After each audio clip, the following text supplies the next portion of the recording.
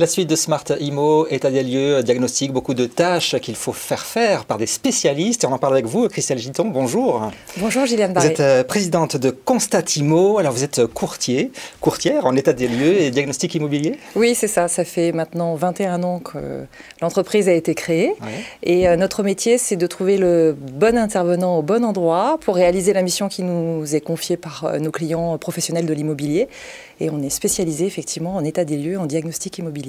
Alors, un mot d'abord, l'état des lieux, c'est-à-dire, ça consiste en quoi votre travail? Eh bien, on vient représenter le propriétaire bailleur et son mandant pour réaliser l'état des lieux d'entrée ou l'état des lieux de sortie en présence du locataire. Donc, on vient décrire l'état du logement, faire la photo, on constate, c'est pour ça qu'on s'appelle Constat Immo, on vient constater l'état du logement à l'entrée et à la sortie. Et ensuite, on établit le chiffrage locatif. Alors voilà pour l'état des lieux, les diagnostics, les fameux diagnostics immobiliers, on en parle beaucoup, on trouve que ça coûte cher, on trouve que c'est long, qu'il y a beaucoup de choses à faire. Déjà, la législation a changé au 1er juillet. Hein. Oui, en fait, elle a changé au 1er juillet en ce qui concerne le diagnostic de performance énergétique, alors qui existe depuis plus de 10 ans, depuis 2006-2007 en fonction si c'est la transaction ou pour la gestion locative. Donc ça fait plus de 10 ans que ce diagnostic existe. Et il y a une réforme au 1er juillet 2021 qui est venue changer le mode de réalisation du diagnostic. Tout ça, c'est lié à l'ambition gouvernementale en fait, de diminuer les passoires énergétiques et de lutter contre l'émission de gaz à effet de serre. Donc le DPE est devenu un outil au cœur de cette ambition.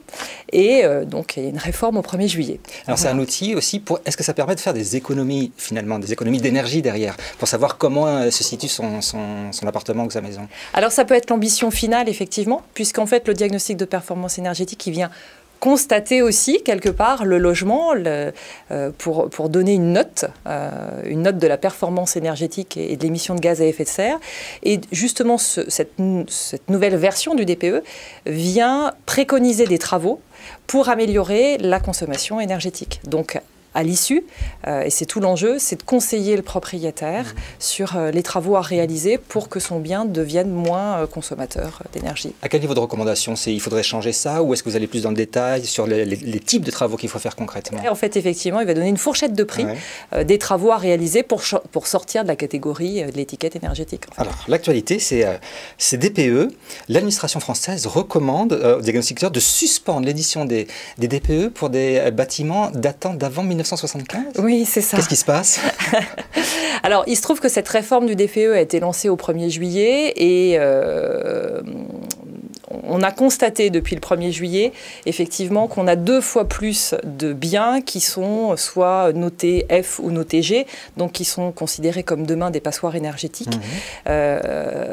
Pour certains biens, on peut considérer que c'est injustifié, quand on regarde le DPE qui avait été fait avant et celui qui est fait maintenant avec la nouvelle réforme. Donc effectivement, la DHUP a constaté qu'il y avait une problématique dans le moteur de calcul, notamment pour les biens construits avant 75. Donc là, effectivement, la profession a été, entendue puisqu'on alerte depuis le 1er juillet pour dire ça paraît quand même assez anormal le volume de biens qui rentrent dans une catégorie F ou G.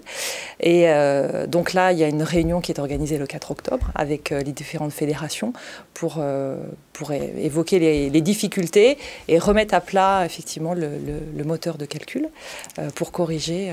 Eh bien, c'est une affaire à suivre. C'est une affaire à suivre, Merci beaucoup, Christelle Giton, d'être venue sur le plateau de Bismart. Je vous en prie, merci. Et tout de suite, un nouvel invité dans Smart Immo.